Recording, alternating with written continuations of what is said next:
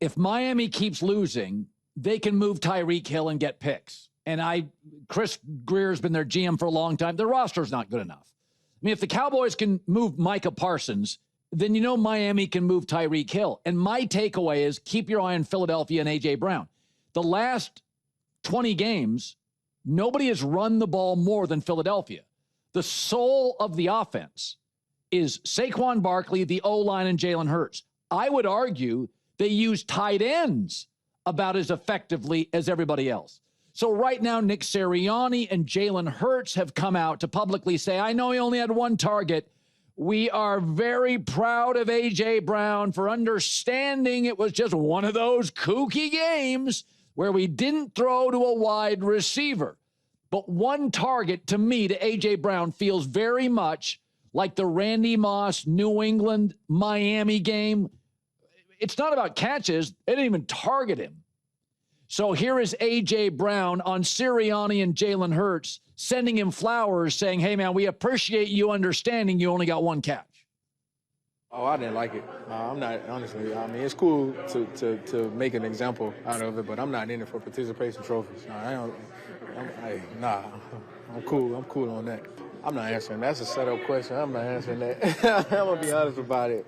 I'm not answering that. But I'm going to focus on myself. I'm like my effort and what I do. So, and just remember, New England needs a number one. New England was slow, sluggish, and deliberate in week one offensively. Mike Vrabel has worked with A.J. Brown, right? And remember, New England's a very young team, right? They're a pretty young team because they're going to, the draft picks are going to play. So they're going to have a lot of young starters. What they don't necessarily need is draft picks. Right? What they need is somebody that can come in and produce.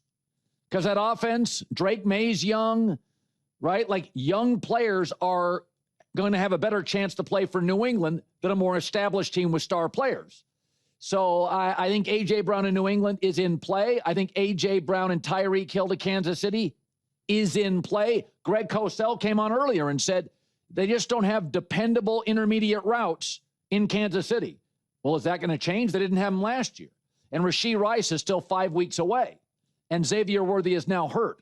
So and again, if Dallas would give up Micah Parsons right before the season, don't be shocked if A.J. Brown and Nick Sirianni is saying all the right stuff. Nick says, oh, we're gonna get him the ball this week. There's no secret about it. We always want to get the ball to 6 and 11, and we're always trying to. And so, we'll do an even better job as coaches trying to make sure that happens. But what I do think, and that obviously starts with me, but what I do think that we were on offense was very efficient. The ball was moving forward consistently. I think what's also very clear is since last year's bye week, nobody has thrown the ball less than the Philadelphia Eagles. So remember, A.J. Brown only had 3 receptions in the Super Bowl against Kansas City. This offense has changed, and they just doubled down on it because they just made a trade for Tank Bigsby, the power running back from Jacksonville. So it tells me that Howie Roseman, and they went and got another receiver right before the season.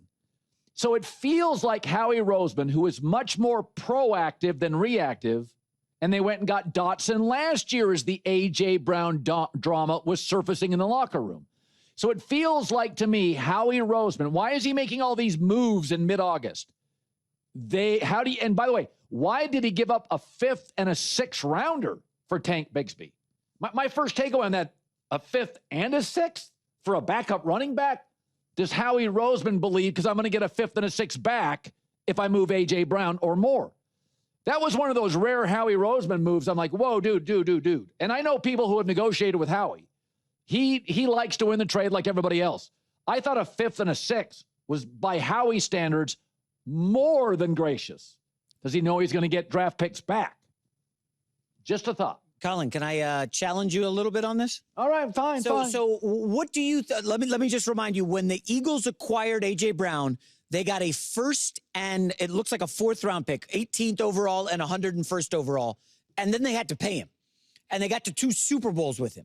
Okay. What's a reasonable expectation if the Patriots called that you think it would take to acquire A.J. Brown? Second round pick.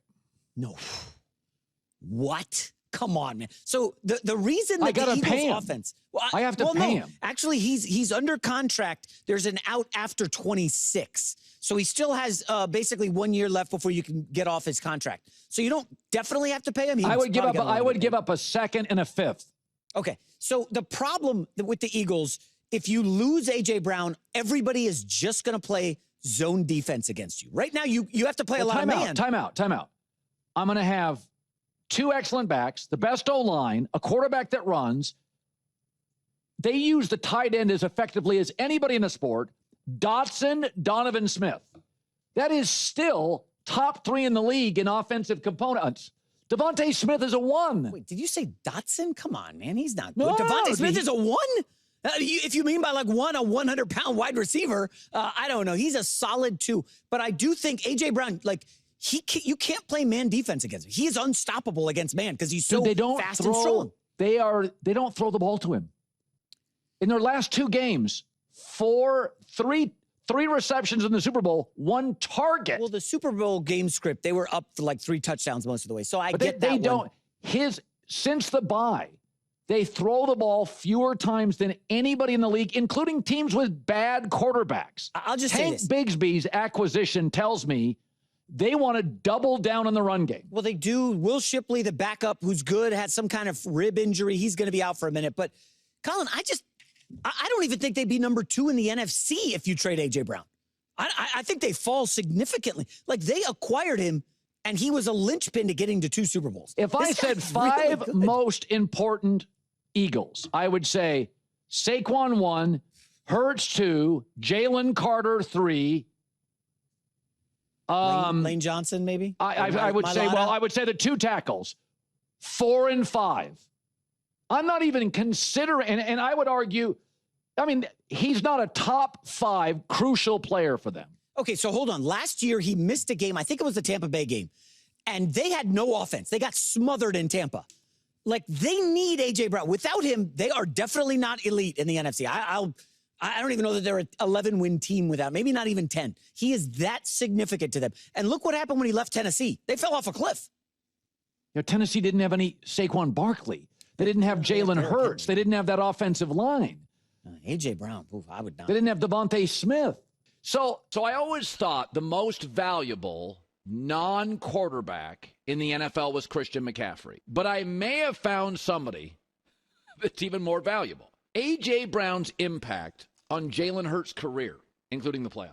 When A.J. Brown is connected and playing with Jalen Hurts, he is Patrick Mahomes. He's 28-8. He'll get to Super Bowls. When A.J. Brown's not there, he is slightly better than Justin Fields with the same passer rating. It's insane. Basically, Jalen Hurts wins like Mahomes with A.J. Brown. Remember, A.J. Brown as a rookie went to Tennessee. They were number 1 seed. 1,000 yards rookie. He left. They've never been the same franchise. They've never been the same franchise. Philadelphia scores 28 points when A.J. Brown's on the field. Don't trust these NFL analysts because they're flip-floppy when it comes to their opinions and they don't really follow the team. If he was following the team, he would know that A.J. Brown has been dealing with a hamstring injury all training camp and they put him out as a decoy versus the Cowboys. Without the A.J. Brown 4th and 5th slant against the Rams in the playoffs, we don't win the Super Bowl. A.J. Brown helped us against the Chiefs by bullying Trent McDuffie all night. The offense looked very high-flying last week 1 versus the Packers, but then when A.J. Brown was out week 2, week 3, and week 4, the offense became completely stagnant. If you like that video, make sure to like, comment, subscribe, follow, hit that notification bell. Let me know in the comments about how you feel about what Colin said. How do you feel about the Eagles after the wild week 1 win? And yeah, go Birds.